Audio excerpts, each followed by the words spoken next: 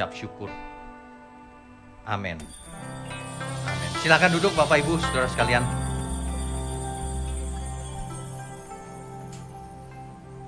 Saya perlu ingatkan bahwa ibadah kita kan 2 kali ya. Jadi Bapak Ibu harus dengarkan dua-duanya sebab saling melengkapi. Tema kita di pagi ini adalah, menjelang siang ini adalah tentang nubuat. Di sesi pertama tadi kita bicara soal nubuat yang benar itu soal apa? Tentang apa? Nubuat yang benar itu pasti tekanannya keselamatan. Untuk apa menekankan yang lain kalau tidak selamat? Alkitab berkata, untuk apa kau beroleh seluruh isi dunia ini, tapi jiwamu binasa? Nah, mengapa orang menekankan nubuatan yang bisa binasa? Pasti salah itu. Bukan tidak boleh, yang terpentinglah yang harus diutamakan. Yang paling penting, nubuatan itu tentang keselamatan jiwa manusia, umat manusia. Nah, di kesempatan ibadah kedua ini, tekanannya adalah apakah ibadah itu, apakah nubuatan itu pasti terjadi? Apakah nubuatan itu Tuhan yang kerjakan? Sepihak? Atau manusia yang kerjakan? Atau bagaimana? Nah ini, sebab pengertian kita akan ini, kebenaran ini akan mempengaruhi bagaimana kita hidup. Jadi tidak boleh salah. Biasanya kalau orang mendengar kata nubuat, itu artinya biasanya tentang ramalan masa depan. Biasanya gitu. Padahal yang dimaksud Alkitab nubuat tidak hanya itu. Salah satunya adalah memang prediksi masa depan. Betul, salah satunya itu ya. Tapi ada bedanya dengan ramalan masa depan pada umumnya. Kan ada dukun yang suka meramal masa depan juga. Ada. Kalau dalam orang Chinese punya istilah tukang kuamya. Tukang kuamya itu kan meramal masa depan seseorang. Ada itu. Ya. Di zamannya Alkitab ada juga ahli tenung, tukang ramal, pelihat masa depan. Di zamannya Alkitab tuh. Tapi firman Tuhan melarang orang untuk bertanya kepada para petenung ini. Sebab itu kekejian bagi Tuhan. Oleh sebab itu jangan pernah ada di antara kita yang bertanya kepada para peramal. Apapun bentuknya. Termasuk peramal-peramal di gereja. Kecuali itu suara Tuhan. Itulah yang membedakan nubuatan. Nubuatan itu adalah pesan Tuhan kepada nabi untuk disampaikan. Itu nubuatan. Bukan hasil pikiranku, bukan. Bukan gini loh, saudara. Misal, ini cuma misal ya. Misalnya saya belum nikah nih. Terus saya lihat ada yang saya naksir tuh. Lalu saya bilang, hei non, Tuhan bicara padaku. Kamu itu sudah dinubuatkan jadi jodohku. Aduh, penipu pakai nama Tuhan. Bilang aja aku naksir kamu loh non. Nah itu lebih jujur. Ya, ada yang cerita saya begitu. Pak, saya ditembak pak. Loh, ditembak pakai peluru apa? Rupanya ditembak sama seorang pelayan gitu. Pelayan Tuhan. Menurut Tuhan, aku dengar suara Tuhan loh. Menurut Tuhan, kamu jodohku katanya. Dia kaget ya. Enak aja aku udah punya pacar. Ya tapi menurut Tuhan maksa. Aduh, jangan saudara. Jangan menggunakan nama Tuhan untuk kepentingan pribadi. Nubuatan itu asalnya bukan dari pikiran manusia. Nubuatan itu pesan Tuhan yang harus disampaikan kepada umat. Entah secara individu atau secara umat, secara keseluruhan. Umat Israel kalau zaman perjanjian lama. Itu nubuatan. Beda dengan lubuatan. Kalau itu lu buat-buat. Kan gitu ya. Jangan mau diakalin saudara. Ada banyak nubuatan palsu. Sebenarnya kata nubuatan itu ya, dalam bahasa Ibrani dipakai kata nefuah. Nefuah. Ada kata lain yang akar katanya sama. Akar katanya nafa. Nafa itu bisa jadi nefuah, artinya nubuatan. Bisa artinya nevi atau navi, artinya nabi. Artinya yang menyampaikan nubuatan itu seorang nabi. Gitu loh. Jadi kalau hari ini nggak usahlah kita ngaku-ngaku nabi. Karena ada yang ngaku-ngaku nabi itu. Gereja ngaku-ngaku, aku nabi. Aku mendengar suara Tuhan. Tuhan yang mana yang kau dengar? Sebab nabi asli dengan nabi palsu itu clear. Bedanya jelas loh saudara. Apa yang diutarakan, kalau itu menjadi kenyataan, kemungkinan dia nabi asli. Artinya dari Tuhan. Tapi kalau tidak terjadi, pasti itu bukan dari Tuhan. Pasti. Makanya jemaat harus dibuat cerdas. Supaya para peramal palsu ini tidak laku.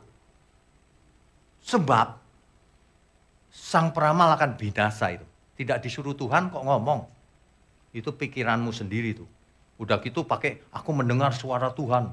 Suara yang mana? Mungkin kau pikir Tuhan, padahal setan kali. Atau kau nggak mendengar apa-apa, kau pura-pura aja mendengar. Mau nipu orang. Supaya ini loh, sakti nih, deket Tuhan. Aku punya WA-nya Tuhan. Kau nggak punya kan nomornya, makanya nitip. Kalau doa nitip sini. Yang gitu-gitu harusnya sudah nggak laku ya, zaman begini masih percaya begituan. Kalau asli, itu suara Tuhan, dan suara Tuhan bisa dibedakan dengan suara manusia biasa. Bayangkan kalau ada orang bilang begini, aku mendengar suara Tuhan. Tuhan Yesus datang 2 bulan lagi. Weh, ini 2 bulan lagi saudara. Oleh sebab itu bersiap-siaplah, bertobat saudara. 2 bulan lagi. Cepetan bayar persepuluhan. Bagikan rumahmu. 2 bulan lagi datang Tuhan Yesus. Bagi. Gak butuh kau rumah. Kalau orang cerdas ngomong gini. Lah kau gak buat apa rumah? Kok minta-minta? Tuhan Yesus kan mau datang lagi. Untuk apa rumah diberikan, semua diberikan? Kan gak ada gunanya sudah. Makanya jadi orang harus cerdas. Kalau kita mau hidup suci harus menggunakan akal budi. Jangan tidak dipakai. Kalau ada gereja yang mengatakan, kok saudara kalau ke gereja jangan pakai otak. Lalu pakai apa? Tanya. Pakai dengkul. Itu tinggalin gereja itu. Dia mau ngakalin saudara. Sebab manusia yang nggak pakai otaknya bisa diakalin gampang. Iya. Justru kita mengasihi Tuhan itu dengan akal budi. Mengasihi Tuhan tidak hanya dengan emosi, juga dengan akal budi. Itu hukum yang terutama loh. Kasihlah Tuhan Allahmu dengan segenap akal budimu, dengan segenap kekuatanmu, dengan segenap hatimu, dengan segenap semuanya. Kan begitu. Lah kok akal budi nggak dipakai akal? Jadi maksudnya kalau ngomong apa aja diaminkan gitu. Oh jangan saudara. Jangan mau dibohongin dengan yang begituan. Kebenaran itu bisa dibedakan dengan kepalsuan. Bisa. Suatu hari kita akan seminar 7 natur kebenaran. Itu Bapak Ibu kalau dengar itu jadi cerdas. Jadi tidak bisa ditipu oleh setan sekalipun. Setan itu licik, iya. Pintar? Pintar. Tapi kita harus lebih pintar. Ada amin nggak? Masa ditipu bisa? Anak-anak Allah nggak bisa ditipu. Bene Elohim itu nggak bisa ditipu.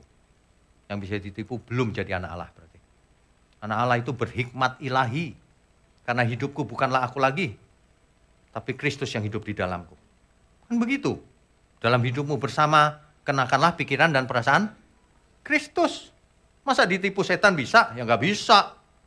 Makanya dengarkanlah firman kebenaran.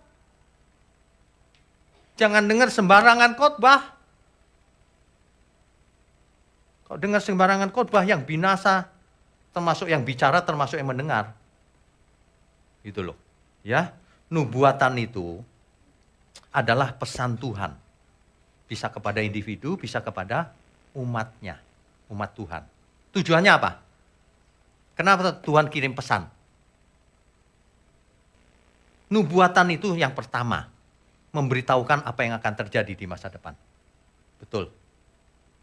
Yang kedua, memperingatkan akan terjadinya sesuatu. Bisa. Yang ketiga, menegur, kamu sudah jatuh dalam dosa. Kalau kamu terusin, kamu tanggung akibatnya. Itu. Yang keempat, mengajar itu bernubuat. Yang kelima, bersaksi dengan kalimat sederhana itu bernubuat. Kalau berbahasa roh itu bukan bernubuat. Dengan kalimat sederhana itu bernubuat. Artinya apa? Seluruh hidup kita yang harus menjadi nubuatannya Tuhan. Harus menyampaikan pesannya Tuhan. Itu. Tapi saya bukan nabi, Pak. Zaman itu sudah berlalu. Sekarang kita semua harus memiliki fungsi kenabian. Fungsinya. Jangan ngaku-ngaku nabi. Fungsinya tetap ada. Hidup kita harus dipakai Tuhan untuk menyampaikan kebenaran. Amin, saudara? Tetap di kemuliaan untuk Tuhan. Tuhan bicara pada nabinya itu caranya macam-macam, saudara. Ada yang melalui penglihatan. Penglihatan itu nggak jelas sebenarnya. Apa lihat secara visual langsung, atau bagaimana kalau dia bisa lihat. Bisa juga dalam keadaan trans, seperti trans ya, bukan mabok. Setengah sadar dia melihat penglihatan yang diberikan Tuhan, bisa. Bisa juga lewat mimpi. Bisa, tapi tidak semua mimpi adalah pesan Tuhan, tidak. Tapi artinya Tuhan bisa menyampaikan sesuatu lewat pesan mimpi. Contohnya, Tuhan berikan mimpi terhadap Raja Nebukadnezar. Raja Babel yang kejam ini. Mimpinya raja melihat suatu patung yang besar sekali. Yang kepalanya dari emas. Terus ke bawah. Makin ke bawah makin kualitasnya berkurang. Di paling bawahnya tanah liat. Itu pesan Tuhan loh. Itu pesan Tuhan kepada Nebukadnezar. Kepada umat Israel dan kepada kita semua. Apa artinya itu? Dijelaskan di kitab Daniel. Daniel yang diminta Tuhan menjelaskan. Kepala itu adalah baginda sendiri. Zamannya Babel. Di bawahnya leher yang dari perunggu atau dari perak itu adalah tembaga, adalah terus. Itu adalah kerajaan-kerajaan setelah itu. Nah yang paling bawah itulah zamannya kita. Tinggal menunggu Tuhan datang. Segala nubuatan sudah dinubuatkan, sudah digenapi. Tinggal satu yang belum digenapi, yaitu kedatangan Tuhan. Yang kedua kali, di mana langit dan bumi lenyap. Orang-orang salehnya diangkatnya, bersamanya, selama-lamanya. Kita sedang menunggu penggenapan nubuatan terakhir itu sebenarnya. Nah, artinya kita ajak kita semua untuk melihat nubuatan yang paling penting, yang paling besar. Jangan tenggelam pada nubuatan yang kecil-kecil tadi itu. Apalagi mempergunakan istilah nubuat untuk kepentingan diri sendiri. Jangan ya saudara. Hari ini banyak orang yang jual diri di internet, di YouTube. Tahun 2023 aku melihat, wah, dukun. Aku melihat akan terjadi huru hara. Enggak terjadi. Tapi ya, yang dengerin denger terus. Salah yang bicara atau yang denger? Aneh nggak? Ya dua-duanya salah.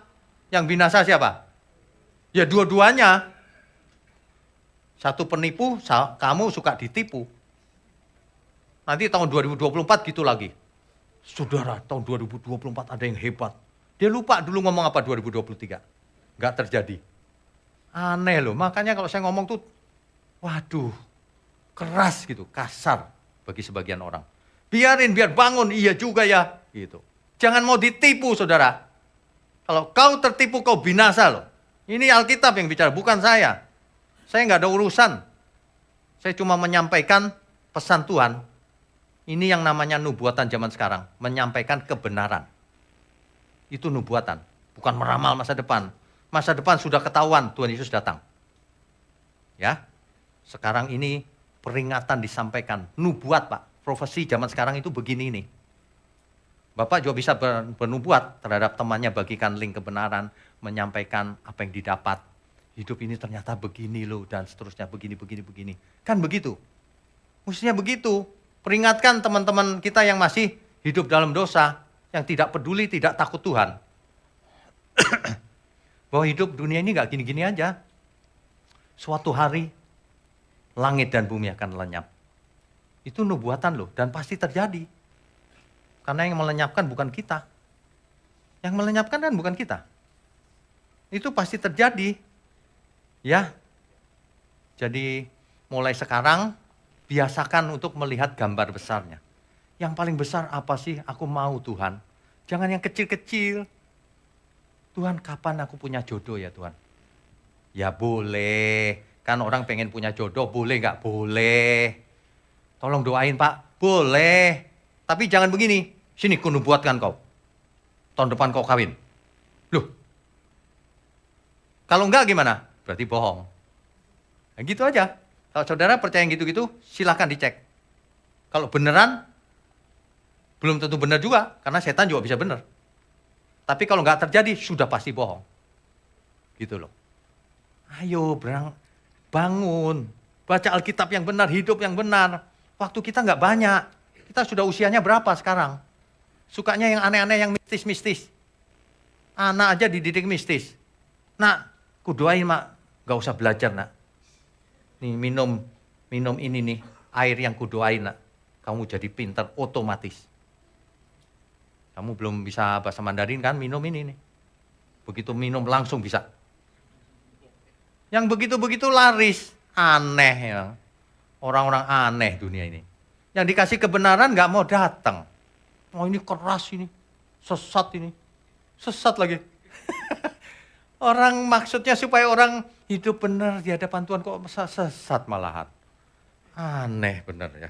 Dunia memang makin lama makin aneh saya lihat. Gak tahu kenapa. Ya. Jadi nubuatan bisa disampaikan lewat mimpi, bisa juga lewat suara audible. Bisa. Meskipun jarang banget. Saudara jangan percaya deh yang begini-beginian. Saudara tuh saya setiap hari dengar suara Tuhan loh. Ah itu ya bohong itu. Apalagi kayak begini. Saudara tahu nggak? Tadi saya parkir. Diajak ngomong sama Tuhan. Tuhan yang mana lagi? Iya. Ada yang ngomong gitu sama saya. Ada lagi yang gini. Sebelum saya naik ke sini saudara. Ada gorden gitu. Tuhan bisa bercanda loh sama saya saudara. Bercandanya itu cilubak gitu. Saya coba ini. Aduh. Kebangetan banget sih lu bohongnya. Aduh. Tapi orang kagum. Sampai segitunya ya. Aduh. Mengerikan. Ini makanya khotbah judulnya nubuat cuman hari ini. Gak pernah ada. Orang gak berani bicara. Kalau saya berani. Mana nubuatmu? Kita bandingkan dengan Alkitab. Kita bandingkan dengan faktanya mana. Terjadi apa enggak? Kalau enggak ya kau bohong berarti. Enggak takut Tuhan ya. Aneh emang.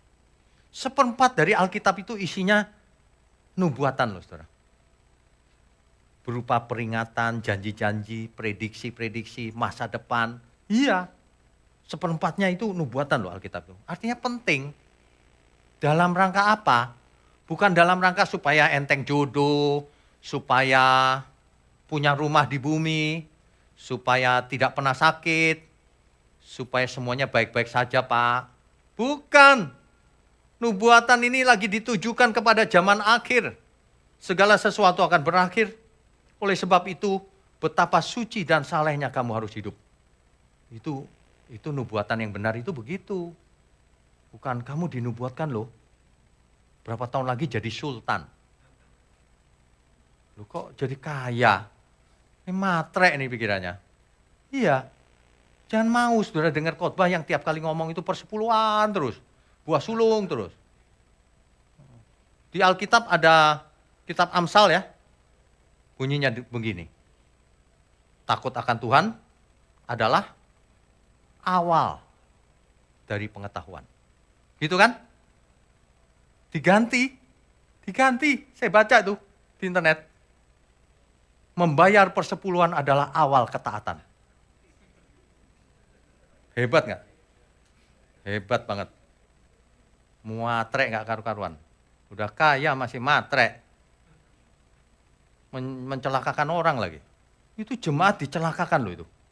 Jemaat jadi merasa gini, kalau aku bayar persepuluhan asik, sudah punya tiket ke surga. Nggak hidup kudus. Waduh, dunia kenapa begini ya, saya bingung loh. Zaman dulu, di zamannya Israel kuno, para nabi bernubuat. Apa intinya? Mengingatkan Israel, kamu sudah jauh dari Tuhan, kembali. Kamu harus taat pada Tuhan dan hukum Taurat di zaman perjanjian lama ya. Taurat, ketika Israel tegar tengkuk, nubuatan lain keluar lagi. Kamu jika terus begitu ya, kamu tidak akan diberkati Tuhan. Itu zamannya Israel tuh. Ya, kamu nggak diberkati Tuhan, kamu nanti sakit. Apalagi, kamu nanti bangkrut, tidak punya anak, kelaparan, diserang musuh kalah kau nanti. Bahkan, kamu nanti diusir dari tanah pusakamu. Karena Israel begitu tegar tengkuk, akhirnya memang diusir. Israel bagian utara dikalahkan oleh Asyur, lalu diangkut ke Asyur. Tidak kembali lagi selamanya. Gak ketahuan tuh, 10 suku Israel gak ketahuan. Yang di bagian selatan, kerajaan Yehuda, 2 suku, dikalahkan oleh Babel, dibawa ke Babel. Suatu hari kembali, dalam beberapa tahap kembali. Kenapa kembali? Karena nubuatan tentang Mesias lahir dari suku Yehuda. Singa dari Yehuda itu Mesias itu. Jadi kembali dia untuk meneruskan silsilahnya Mesias. Begitu.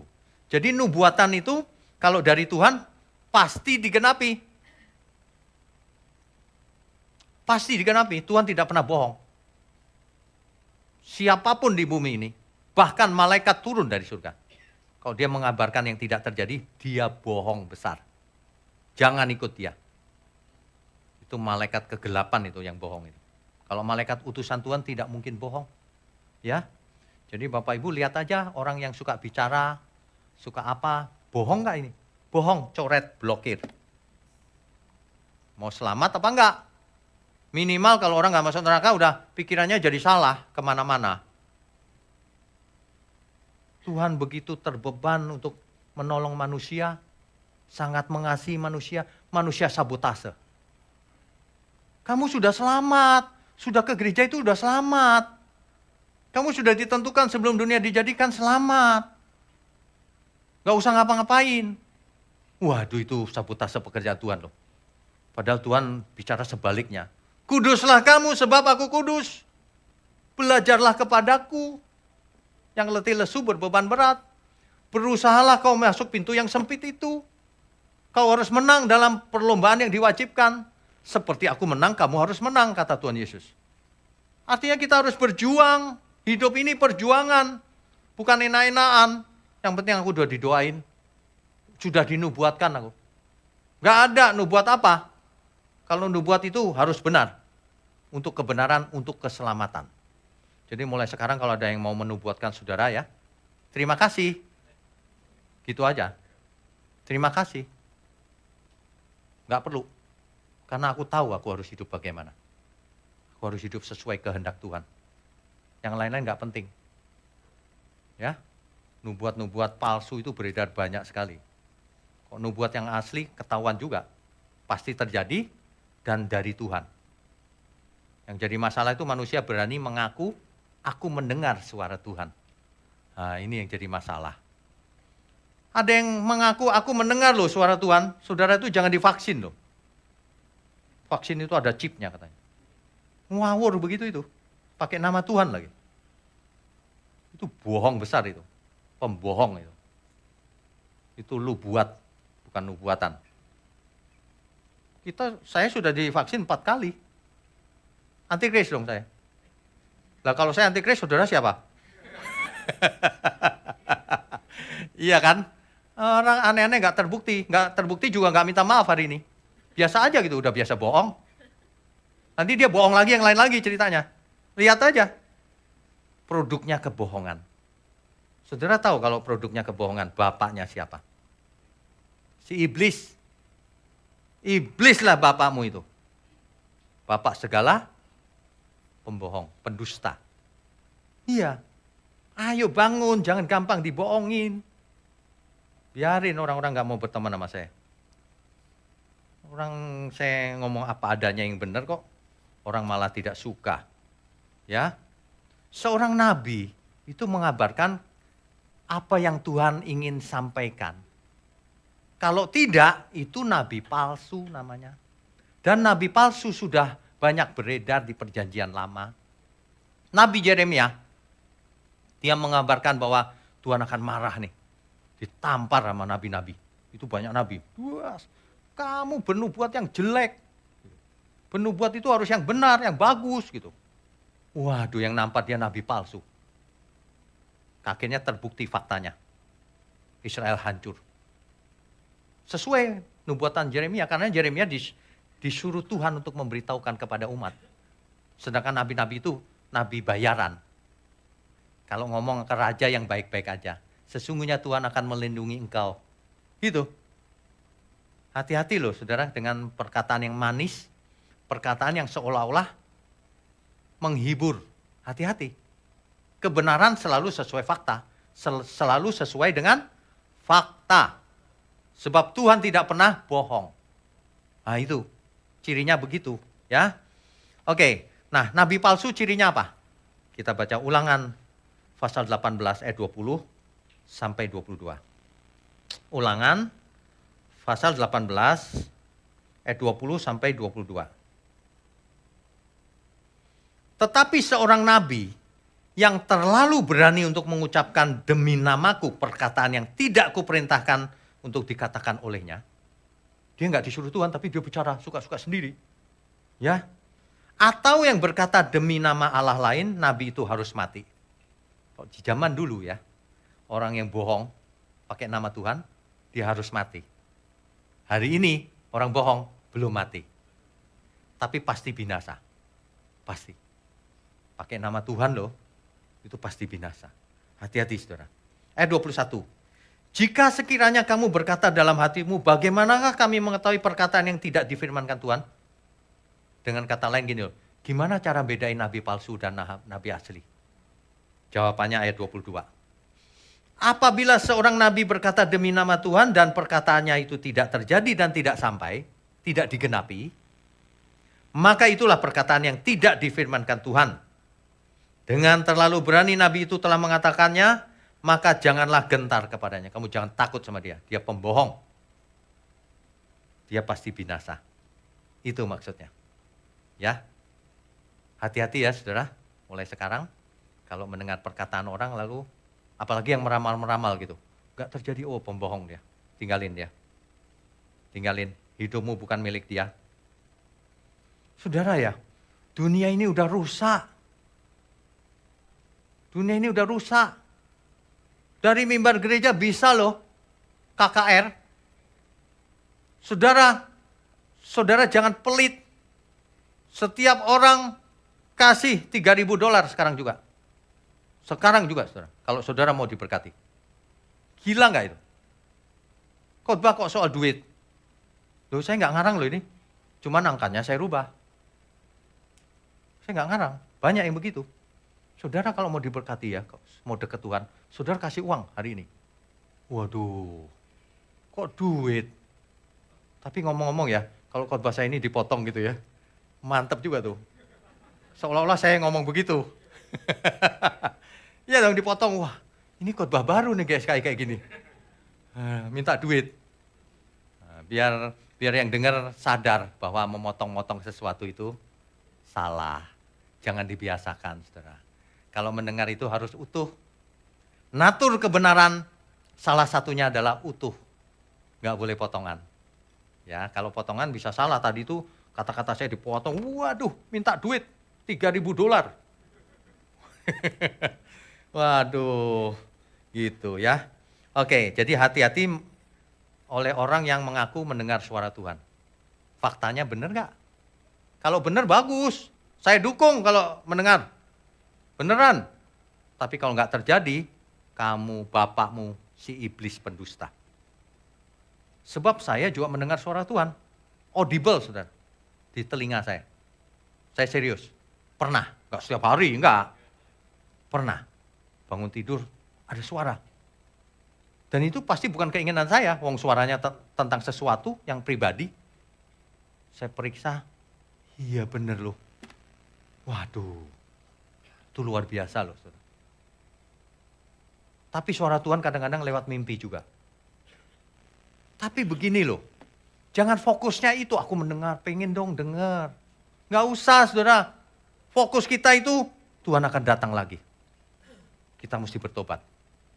Dengungkan nubuatan yang tentang keselamatan. Teman-teman kita, saudara kita, suatu hari, matahari tak bersinar lagi. Hati-hati kok, sudah siap belum? Sudah siap belum? Pertanyaannya begitu. Banyak orang nggak siap, nggak peduli lagi. Kamu mengada-ada, nakut-nakutin aja, gitu. Padahal ya, beneran. Suatu hari nanti kan jadi, mentari takkan bersinar lagi. Suasana mencekam, dunia yang semakin gelap. Saudara, ini beneran. Alkitab mendukung ini. Bahwa suatu hari langit dan bumi akan lenyap, hancur oleh nyala api. Oleh karena itu betapa suci dan salehnya kita harus hidup hari ini. Bagaimana kalau Tuhan Yesus datang nanti malam? Makanya ya, banyak orang tidak bisa selamat karena cinta dunia. Sibuk dengan nubuatan, kapan tokoku laris ya Tuhan? Kapan aku kaya raya? Malah yang penting gak dipermasalahkan. Mau kaya mau gak penting. Kalau kaya bagus, gunakan untuk Tuhan. Nggak kaya, nggak masalah. Alkitab berkata asal ada makanan, pakaian cukup. Ya, coba kita belajar berpisah dari dunia ini. Bukan berpisah secara fisik. Cinta kita itu loh, jangan ke dunia, kita arahkan ke Tuhan. Kita arahkan ke sesama, ke saudara kita, orang tua, anak sesama. Banyak orang butuh pertolongan. Jangan egois. Tuhan Yesus mati di kayu salib supaya kita tidak egois. Supaya kita tidak hidup untuk diri sendiri. Tetapi untuk Dia. Amin ya. Mulai sekarang saudara harus cerai dengan dunia ini. Punya uang pun cerai. Ini bukan uangku, ini uang Tuhan. Mantap, hidup jadi plong. Orang yang kawin dengan hartanya itu gak plong hidupnya. Makin banyak, makin khawatir hilang. Makin pelit. Sama pekerjaan Tuhan pelit, sama saudara pelit, sama orang tuanya aja pelit.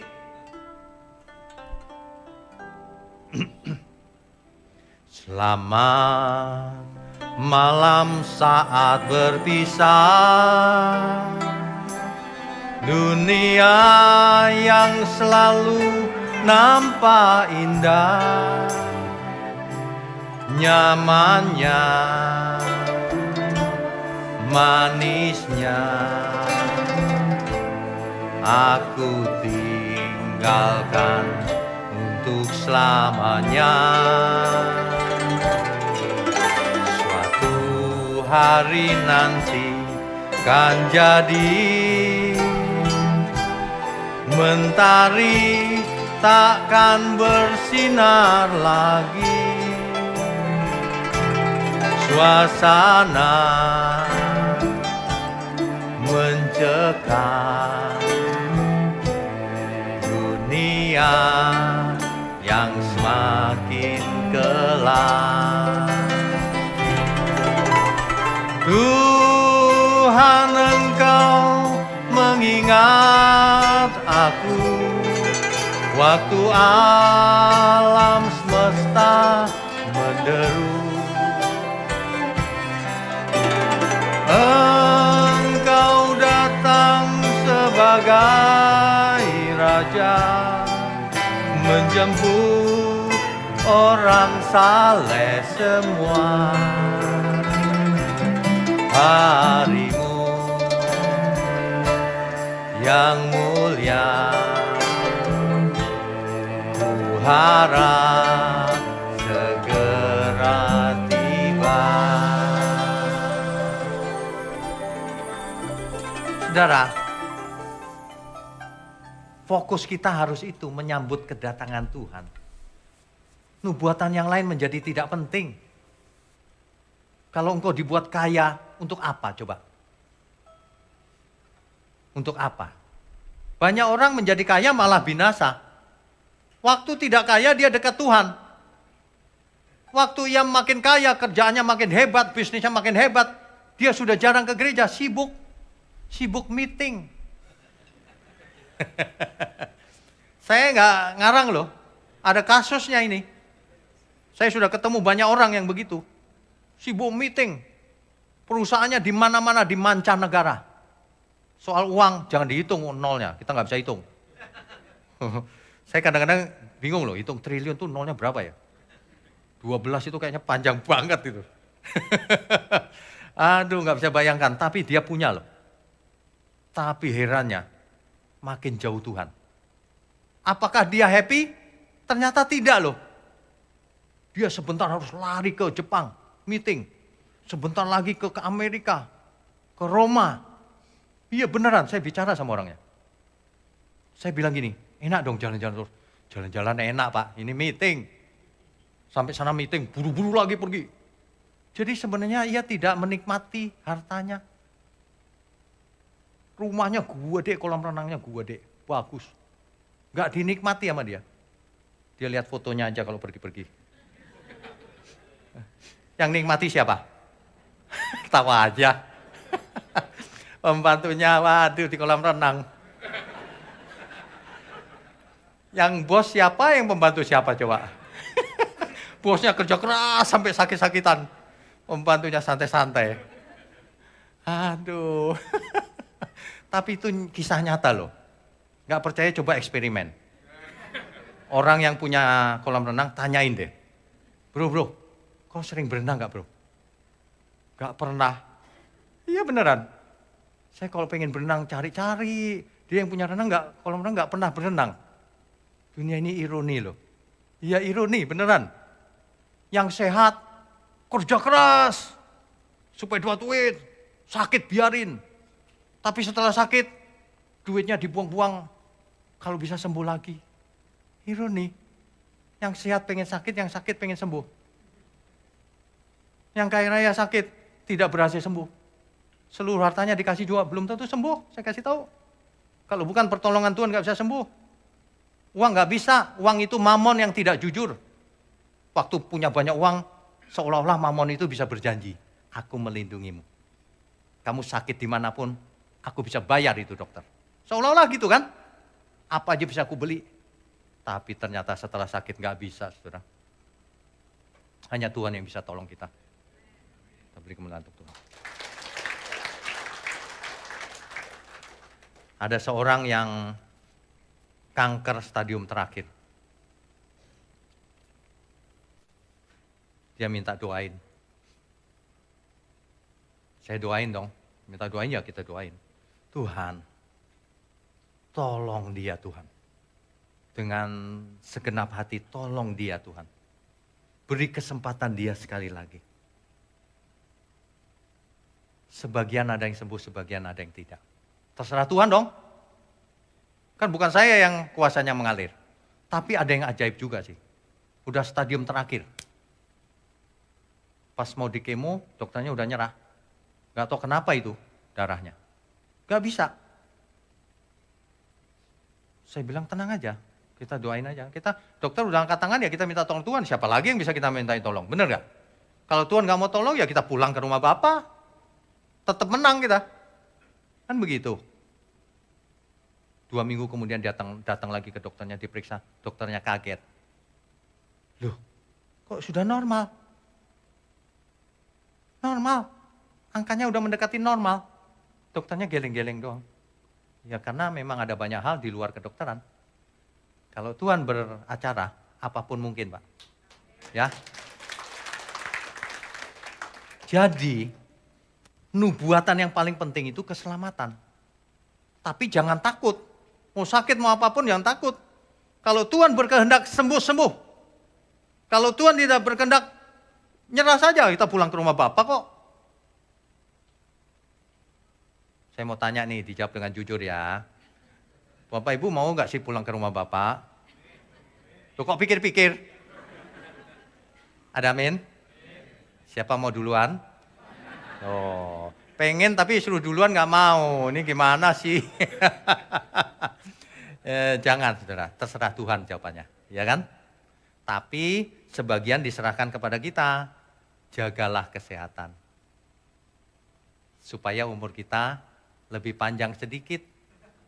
Sedikit doang. Ya 10 tahun kan sedikit sebenarnya.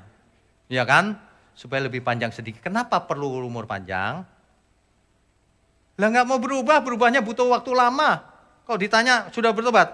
Sedang proses katanya. Lah sedang proses berapa lama? Perlu umur panjang nih, karena nggak berubah-berubah soalnya. Perlu umur panjang. Jangan membunuh diri sendiri. Apalagi dengan sendok garpu. Banyak orang bunuh diri dengan sendok garpunya, nggak percaya. Diperiksa aja apa yang dimakan tiap hari.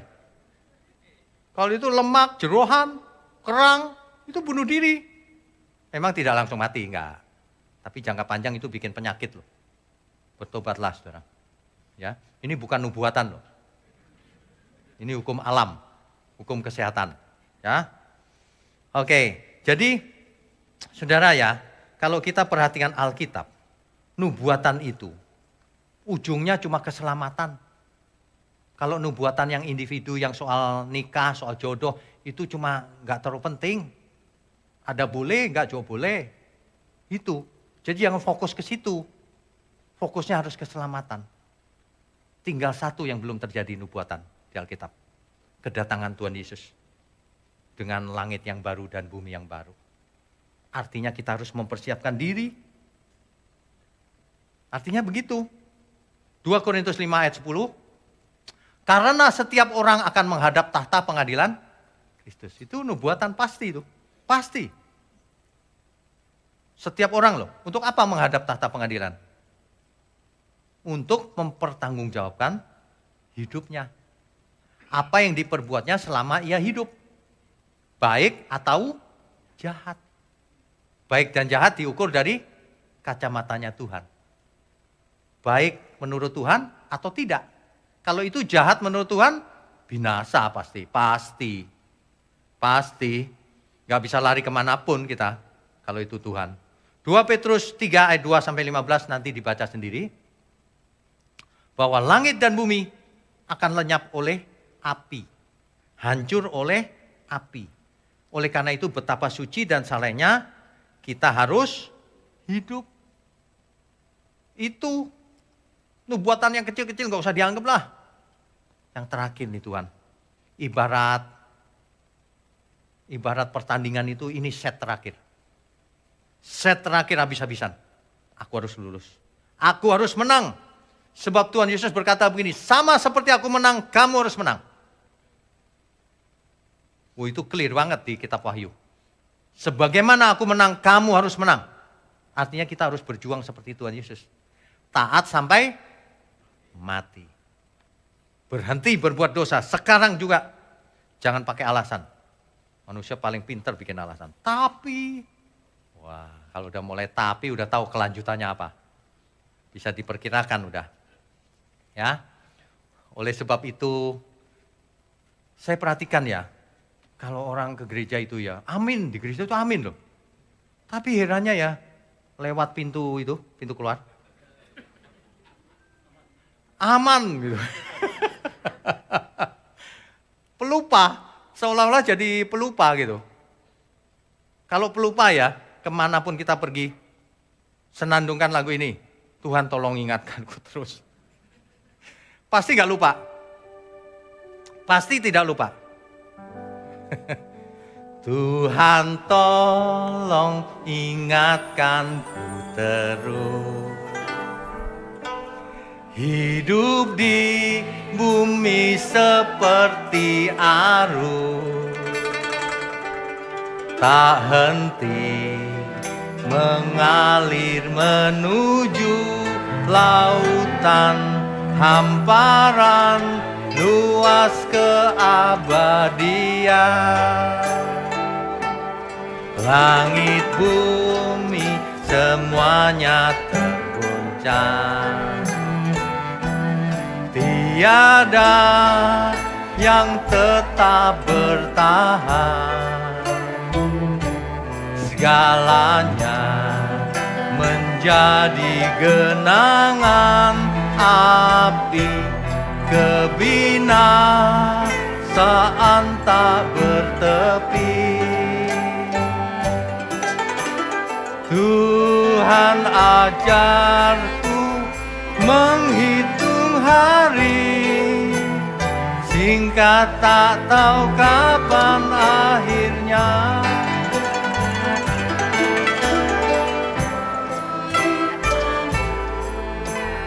Sampai sempurna berkenan di hadapan Bapa. Mantap saudara. Dibanding saudara, nubuatkan aku dong. Kapan aku dapat jodoh? Kapan tokoku laris?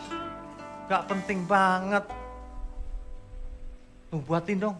Gak ada yang bisa nubuatin kecuali Tuhan suruh. Kalau ada orang yang bisa nubuatan by request. By request. Memang bisa tuh permintaan. Habis ibadah ini ngantri ya semua minta dinubuatkan apa?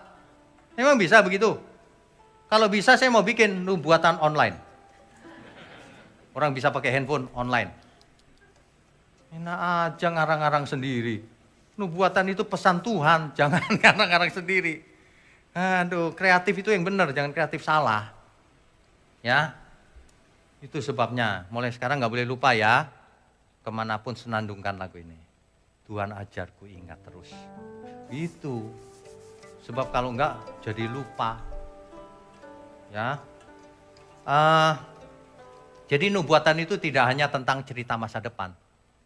Nubuatan itu tentang hari ini pun nubuatan. Ini nubuatan ini. Khotbah ini nubuatan. Nubuatan itu termasuk mengajar, berkhotbah, sharing, berkata-kata dengan bahasa yang jelas tentang kebenaran. Itu nubuatan.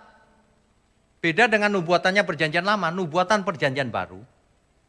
Itu maksudnya berkata-kata dengan bahasa yang sederhana. Ya, sedangkan kita sudah tahu nubuatan yang paling utama adalah keselamatan di dalam Tuhan Yesus.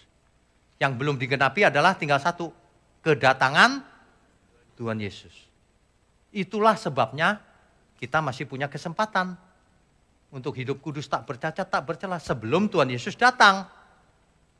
Bapak Ibu jangan percaya kalau ada yang bernubuat gini, aku melihat Yesus segera datang. Itu ada di Alkitab itu. Tapi aku melihat kakinya gantung. Di langit sudah gantung tuh, kelihatan. Artinya segera. Loh, emang Tuhan Yesus tergantung-gantung gitu apa? Itu sebenarnya kurang ajar loh sama Tuhan Yesus. Ngatain gantung gitu di awan. Iya loh, ada yang ceritain saya nggak tahu siapa yang ngomong begitu. Pokoknya ada yang ngomong begitu. Waduh. Asal jangan ada, kemarin Tuhan Yesus email Pak ke saya. Email lagi. Untung nggak ada yang seperti itu. Kalau ada yang seperti itu, waduh. Jika kita mengerti nubuatan yang paling tinggi adalah keselamatan jiwa, maka kita akan memprioritaskan hidup kita untuk mengejar itu. Ada amin kan? Hidup cuma sekali loh saudara. Hidup ini enak tidak enak itu kita yang buat. Ada orang yang kaya juga belum tentu enak hidupnya. Ada orang yang kekurangan juga belum tentu tidak enak hidupnya. Yang bikin enak tidak itu kita sendiri kok. Ya, bagaimana kita ada di suatu tempat menjadi berkat atau menjadi sumber masalah. Anak Allah itu sebagai peacemaker, pembawa damai. Dalam konteks itu bisa diartikan anak Allah itu sebagai troubleshooter, trouble solver. yang memecahkan masalah. Bukan troublemaker yang bikin masalah. Banyak orang ada di mana-mana yang bikin masalah. Bukan anak Allah itu. Saudara ya harus naik kelas. Jangan kelasnya dari dulu begitu terus. Di mana-mana bikin masalah. Bikin masalahnya itu begini loh. Contoh sederhana ya. Ada orang, saudara kita deh misalnya saudara kita nih. Kok dia begitu ya sifatnya ya? Jelek banget ya. Lalu saudara marah-marahin habis-habisin, dihakimi. Itu salah saudara, nggak boleh begitu. Kalau ada orang yang salah, justru kita harus mengasihi dia, nasihati baik-baik. Kecuali dia tidak mau berubah ya, terserah dia, kehendak bebas dia. Tapi jangan belum apa-apa kita ikut menyerang, gak jadi berkat. Tapi aku yang benar Pak, meskipun kita yang benar, kita tidak boleh menyerang. Kita harus menasihati, menghibur, memberi kekuatan, supaya dia bertobat. Kalau nggak bertobat ya sudah, bukan salah kita. Tapi bukan bagian kita untuk menghakimi. Amin ya. Ini jauh lebih penting daripada nubuatan kapan aku sembuh, punya jodoh. Nggak penting itu. Itu yang laris yang begituan, nggak penting. Yang begini nggak dipentingkan. Nubuatan yang paling penting itu yang ini justru. Hati-hati ciri nubuat yang asli itu oleh dorongan Roh Kudus. Bukan oleh pikiran diri sendiri manusianya. 2 Petrus 1 ayat 20-21. 2 Petrus pasalnya yang pertama ayat 20-21. Yang terutama harus kamu ketahui ialah bahwa nubuat-nubuat dalam kitab suci tidak boleh ditafsirkan menurut kehendak sendiri. Enggak boleh, pakai pikiran sendiri enggak boleh. Ayat 21-nya. Sebab tidak pernah nubuat dihasilkan oleh kehendak manusia, enggak pernah. Tetapi oleh dorongan Roh Kudus orang-orang berbicara atas nama Allah. Oleh dorongan Roh Kudus. Jadi nggak bisa begini. Nanti setelah ini ya saudara, semuanya ngantri. Minta dinubuatkan apa? Kalau anak muda, jodoh. Kalau orang tua, punya cucu. Apalagi? Kalau yang belum kaya, minta kaya. Dunia jadi gampang kalau bisa dinubuatkan. Menurut kehendak manusia. Gampang dong. Enggak begitu. Makanya ya saudara, saya anjurkan kita semua untuk belajar firman Tuhan secara lengkap. Kalau hari Rabu malam itu ada Zoom online Bible Study. Kalau tidak sempat ikut Zoom-nya yang live-nya, nggak apa-apa. Karena besoknya, Kamis paginya sudah ada di YouTube. Setelah Zoom itu saya nggak istirahat loh saudara. Saya edit sendiri di rumah. Saya edit sendiri pakai komputer. Saya save sendiri. Saya upload sendiri ke YouTube. Sampai kira-kira jam 11, jam 12. Habis dress gitu, mau upload gitu. Kan lama sekali itu, berapa jam nggak tahu. Tidur dulu saya. Bangun pagi, bangun langsung oke. Bapak Ibu, saudara enak. Bangun tidur langsung play. Tapi nggak apa-apa, saya semangat kok. Pagi-pagi soalnya ada yang nungguin sudah. Ikuti saudara itu. Nanti akan mengerti, oh iya gambar besarnya begitu tuh ya, kebenaran itu. Gambar besar seperti puzzle itu loh. Yang potongan-potongan kecilnya kalau disusun dengan benar, akan ada gambar besar. Nah kalau saudara, Bapak Ibu ikut Bible Study itu, nanti lengkap gambarnya. Jadi mengerti. Jadi bisa membedakan mana yang nubuat asli, mana yang lu buat-buat. Bisa dibedakan, bukan nggak bisa. Ya, itu sebabnya saya sering bicara, jangan suka mengaminkan cepat-cepat saudara. Diperiksa dulu. Kalau benar, amin. Kalau nggak benar, jangan datang lagi saudara. Itu meracuni pikiran. Kalau saudara pikir ini bohong, jangan datang lagi. Rugi, buang waktu. Loh iya dong, benar. Mana ada sih gembala begini? Gembala jangan pergi-pergi ya saudara. Di sini rumah saudara. Tapi ingat, warung Padang itu kalau makan bayarnya di sono kan? Kalau di sini bayarnya di sini. Enggak gitu. Yang penting kita semua mau bertobat, menunggu kedatangan Tuhan, hidup kudus, tak bercacat, tak bercela. Ya, yang lain enggak penting. Kita bisa jadi keluarga besar sampai ke surga. Amin ya, kita beri kemuliaan untuk Tuhan. Saya mau bacakan di zamannya Yeremia. Di zamannya Yeremia. Yeremia pasal 14. Yeremia pasalnya yang ke-14 ayat 11 sampai 16. Tuhan berfirman kepadaku, janganlah engkau berdoa untuk kebaikan bangsa ini. Tuhan bicara sama Nabi Yeremia, supaya Nabi Yeremia tidak bernubuat yang baik-baik untuk bangsa ini. Itu perintah Tuhan kepada Nabi Yeremia. Ya, ayat 12. Sekalipun mereka berpuasa, aku tidak akan mendengarkan seruan mereka. Sekalipun mereka mempersembahkan korban bakaran dan korban sajian, aku tidak akan berkenan kepada mereka. Melainkan aku akan menghabiskan mereka dengan perang, dengan kelaparan dan dengan penyakit sampar. Lalu aku berkata, aduh Tuhan Allah, bukankah para nabi telah berkata kepada mereka, kamu tidak akan mengalami perang dan kelaparan tidak akan menimpa kamu, tetapi aku akan memberikan kepada kamu damai sejahtera yang mantap di tempat ini. Nabi Yeremia bilang gini, aduh Tuhan, nabi-nabi yang lain bernubuat sebaliknya. Masa aku disuruh bernubuat begitu? Nanti aku dimusuhi, kira-kira gitu ya. Kalau ngomong kebenaran kan dimusuhin biasanya. Yang tidak enak didengar. Tapi apa yang terjadi? Jawab Tuhan kepadaku, ayat 14. Para nabi itu bernubuat palsu demi namaku. Aku tidak mengutus mereka, tidak memerintahkan mereka dan tidak berfirman kepada mereka. Mereka menubuatkan kepadamu penglihatan bohong, ramalan kosong, dan tipu rekaan hatinya sendiri. Dari dulu rupanya sudah ada nabi palsu. Hari ini pasti banyak nabi palsu. Kalau orang bicara seolah-olah Alkitab tapi tidak sesuai Alkitab, itulah nabi palsu. Seorang nabi palsu pasti binasa. Pasti. Lanjutkan ayat 16. Dan bangsa yang kepadanya mereka bernubuat akan tercampak mati di jalan-jalan Yerusalem. Yang mendengar ikut mati, saudara. Ya.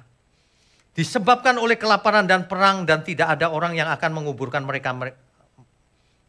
Mereka sendiri, istri-istri mereka, anak-anak mereka yang laki-laki dan yang perempuan, demikianlah akan kutumpahkan kejahatan mereka ke atas mereka. Saudara, seorang tidak bisa beralasan, aku nggak ngerti Pak, aku dibohongin sama si itu. Kenapa kau mau? Aku tidak ngerti Pak. Kenapa tidak belajar? Kan kewajiban kita untuk mencari kebenaran, kehendak Allah.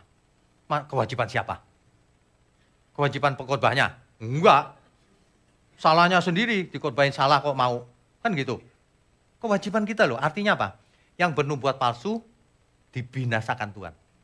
Yang mendengar, dibinasakan juga. Kenapa kamu jahat mendengar nubuat palsu? Kamu harus mendengar nubuat yang benar.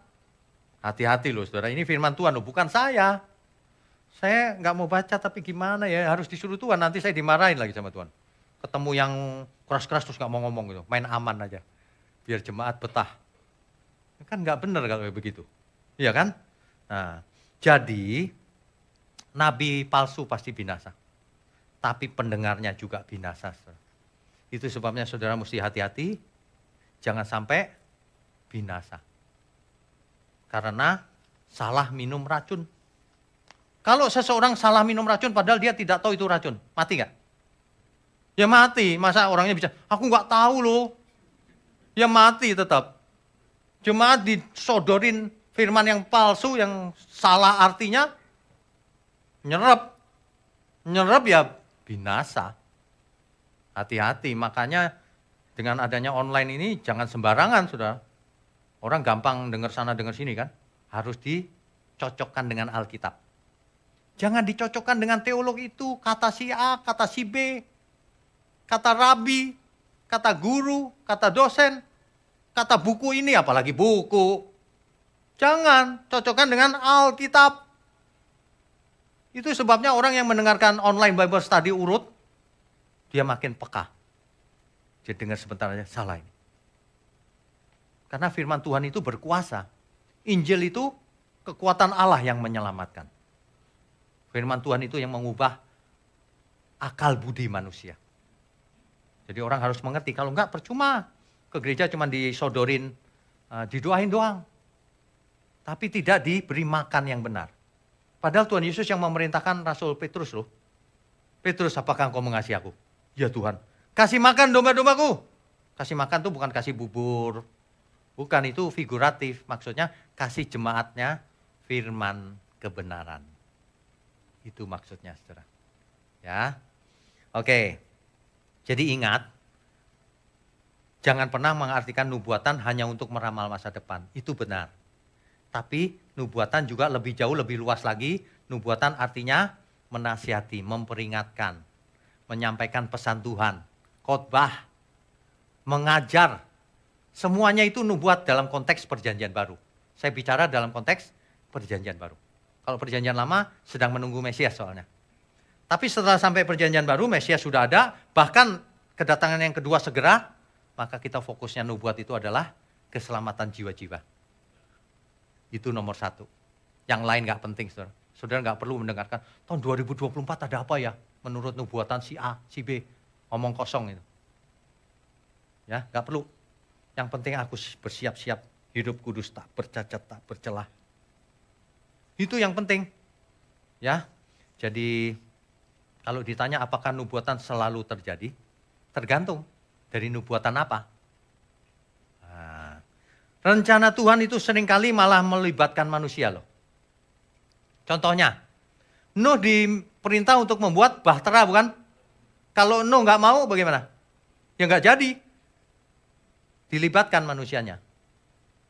Ya. Apalagi, Tuhan juga mendengarkan kok keluh kesah seseorang. Ingat gak Tuhan dan Abraham menawar. Sodom, kan Tuhan mau hancurkan tuh. Tapi Abraham bilang apa? Kalau ada 50 orang benar jangan ya Tuhan. Oke, gak yakin juga akhirnya. 40 Tuhan. Oke, gak yakin juga. 30, 20, akhirnya baru 10. 10. Iya deh, 10 mau berapa lagi? Masa 1? Tapi Tuhan sabar loh, ditawar-tawar. Oke. Artinya apa? Tuhan bisa berubah keputusan juga, asal manusianya berubah. Nah gitu loh maksudnya. Ya. Dulu Yunus bernubuat di Yunus 3 ayat 4. Dalam 40 hari Niniwe akan hancur. Itu nubuatan Yunus. Terjadi enggak? Tidak. Kenapa? Bukan karena nubuatannya gagal, bukan. Karena Niniwe bertobat. Maka hukuman itu batal.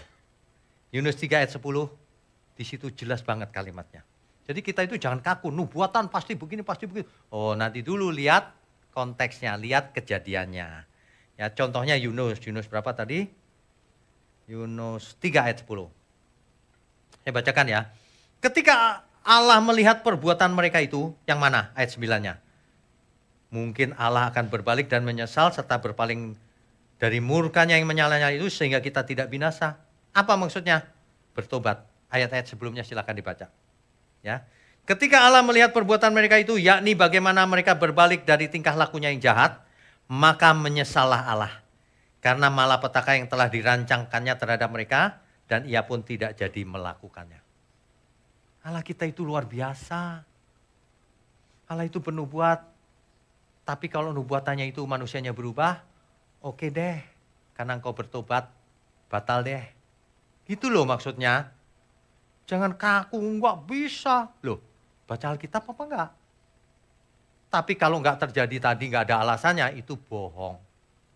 Kalau ini kan karena manusianya yang bertobat. Mengerti bedanya kan? Nah, Tuhan enggak jadi datang tuh Pak. Kenapa? Nggak tahu, batal penerbangan. Alasannya nggak masuk akal gitu. Aneh emang. Ya, oke. 2 Petrus 3 ayat 9, ini nubuatan atau kehendak Tuhan. 2 Petrus 3 ayat 9.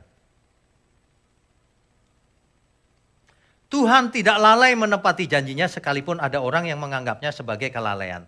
Tetapi ia sabar terhadap kamu karena ia menghendaki supaya jangan ada yang, itu kehendak Tuhan loh. Tuhan menghendaki jangan ada yang binasa. Melainkan apa? supaya semua orang berbalik dan bertobat. Itu kehendak Tuhan loh saudara. Ini tertulis di Alkitab loh. Tapi bisa-bisanya manusia ngerubah-kerubah. Ada yang ngajarin sebagian sudah ditentukan Tuhan binasa sejak dunia belum dijadikan. Sebagian sudah ditentukan selamat. Sistem takdir, predestinasi. Alkitab padahal nulisnya sesungguhnya Tuhan tidak menginginkan seorang pun binasa. Kalau ada yang binasa salah siapa? Salah manusianya. Alasannya mereka gini, Tuhan gak mungkin gagal. Loh, Tuhan memang tidak mungkin gagal, yang gagal manusianya. Kalau manusia gak mau bertobat ya dia gagal. Binasa. Meskipun Tuhan tidak menghendaki seorang pun binasa. Gitu loh. Nah nubuatan-nubuatan yang seperti ini, inilah yang paling penting. Sehingga nanti ketika nubuatan itu dipenuhi, kedatangan Tuhan Yesus kedua, kita sudah siap. Kan begitu ya? Iya.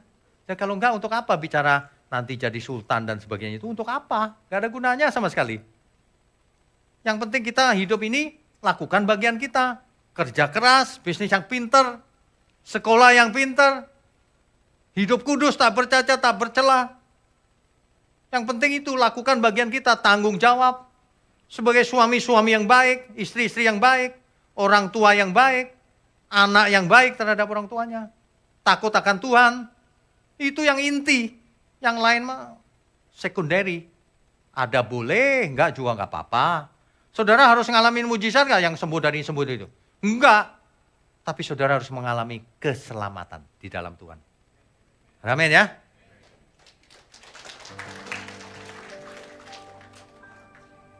Saya cuma mau ingatkan gini.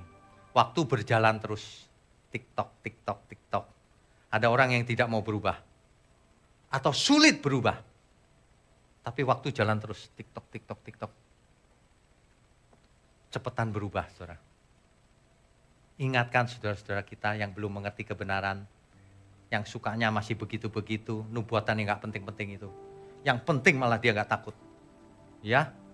Waduh. Aduh, Tuhan. Hari ini banyak orang masih keinginannya banyak. Saudara harus belajar setiap saat merelakan. Aku mau melepaskan segala keinginanku Tuhan. Tuhan, aku rela mengosongkan semua bejana jiwaku. Saudara yang sudah kaya, kosongkan bejanamu. Itu milik Tuhan semuanya. Saudara bayangkan gak uang triliunan ada di rekening? Bisa dinikmati gak? Gak bisa, catatan doang di rekening. Yang bisa dinikmati cuma sebagian kecil.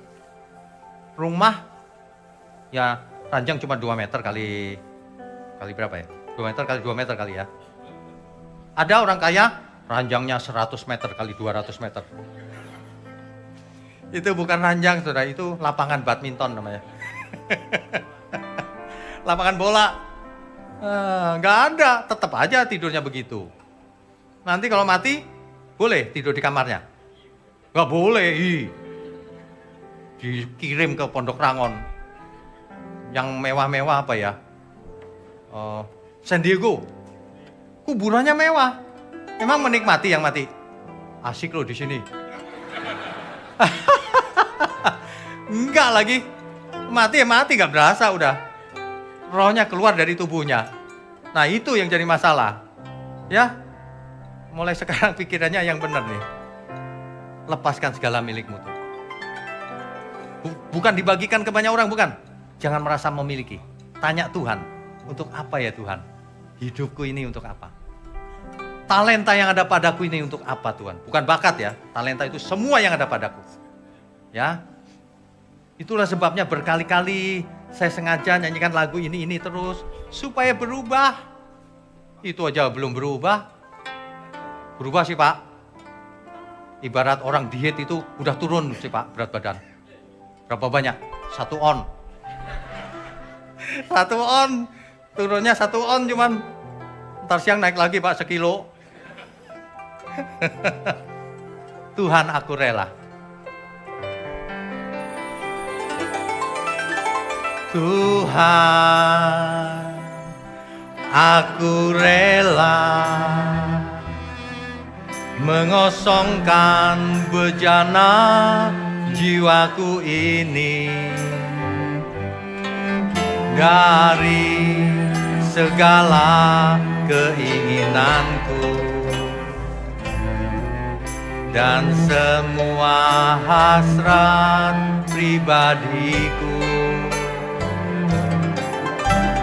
Tuhan, penuhi aku dengan gairah surgawi nan suci, agar apapun tak ku ingini lagi, hanya Engkau hartaku abadi. Saudara nyanyikan dengan tulus dari awal.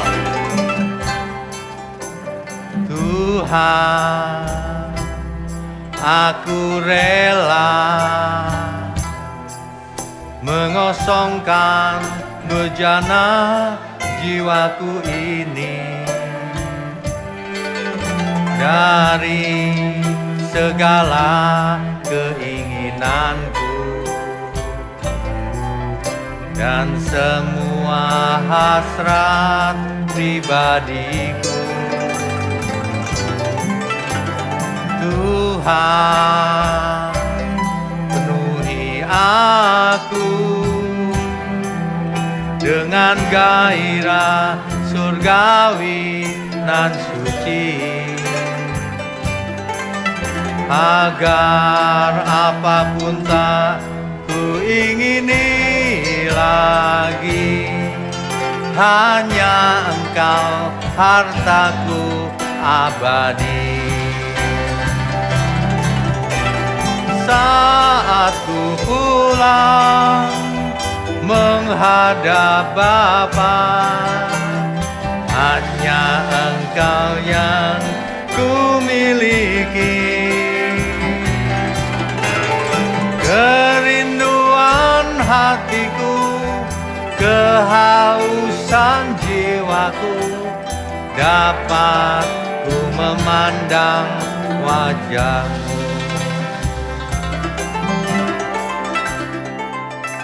Saudara, kalau kita mengerti kebenaran ini, maka kita tidak akan mempersoalkan hal yang kecil-kecil.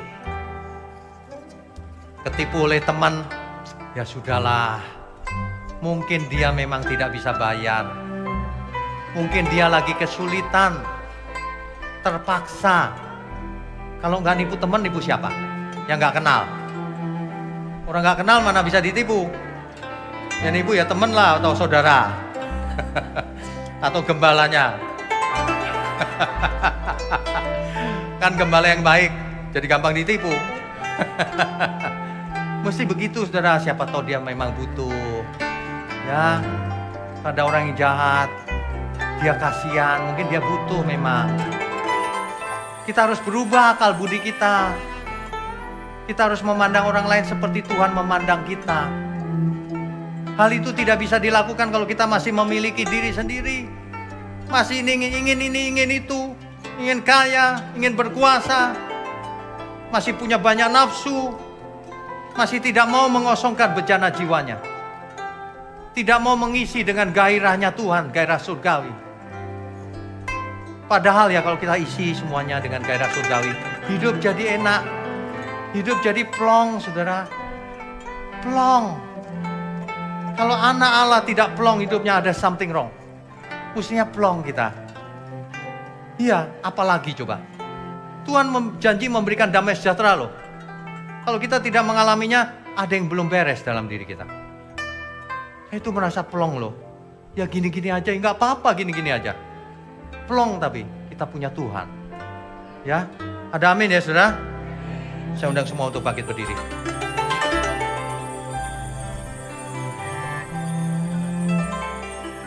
Saat ku pulang menghadap Bapa, hanya Engkau yang ku miliki. Kerinduan hatiku, kehausan jiwaku, dapat ku ku memandang wajah saat ku pulang Tuhan. Saat ku pulang menghadap Bapa, hanya Engkau yang ku miliki. Kerinduan hatiku, kehausan jiwaku, dapat ku memandang wajah, dapat ku memandangmu Tuhan. Dapat ku memandang wajah, dapat ku memandangmu Tuhan. Dapat ku memandang wajah-Mu.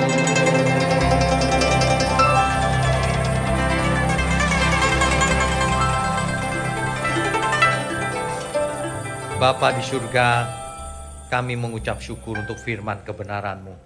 Kami percaya setiap firman yang ditabur berkuasa mengubah setiap kami, berkuasa menyembuhkan jiwa kami. Terima kasih Tuhan. Kami berdoa, kami mengucap syukur karena hari ini kami diberkati secara luar biasa. Secara khusus hamba ingin berdoa untuk seluruh pelayan Tuhan yang hadir di tempat ini melayani Engkau hari ini. Kau berkati mereka satu persatu, keluarga besarnya, semuanya Tuhan, agar mereka boleh melayani Tuhan, bahkan sampai ke langit yang baru, bumi yang baru, sampai kerajaan surga. Juga seluruh umat-Mu dimanapun berada, baik yang hadir secara on-site di tempat ini, maupun yang mengikuti secara online non jauh di sana, bahkan sampai ke ujung bumi. Engkau curahkan berkat-Mu atas mereka, juga seluruh keluarga besarnya, agar mereka mulai sadar bahwa hidup mereka milik Tuhan, bahwa nubuatan-nubuatan yang penting adalah untuk keselamatan jiwa kami semua. Biarlah setiap kami diajar untuk fokus kepada nubuatan yang paling utama. Terima kasih Tuhan. Terima kasih. Sebelum kami sudahi pertemuan ini, kami mau angkat tangan kami tinggi-tinggi Tuhan. Mohon berkat-Mu turun atas kami. Kami sambut segala berkat, baik berkat jasmani maupun berkat rohani. Sehat, umur panjang, hikmat, marifat turun atas kita semua. Di dalam nama Bapa, Putra, dan Roh Kudus. Haleluya. Semua yang percaya katakan, amin. Amin. Silakan duduk Bapak Saudara sekalian. Bicara soal kebenaran, setiap orang merasa benar. Makanya semua kecap dinomor satukan. Ada orang yang mengatakan saya paling benar, ini paling benar, itu paling benar. Mana sebenarnya yang paling benar? Oleh sebab itu hadiri seminar 7 natur kebenaran dan aplikasinya. Seminar ini wajib dihadiri oleh para teolog, apologet, pengkhotbah, bahkan oleh para jemaat sendiri. Agar kita bisa membedakan manakah yang benar, manakah yang salah. Inilah alat uji kebenaran yang sangat objektif dan alkitabiah.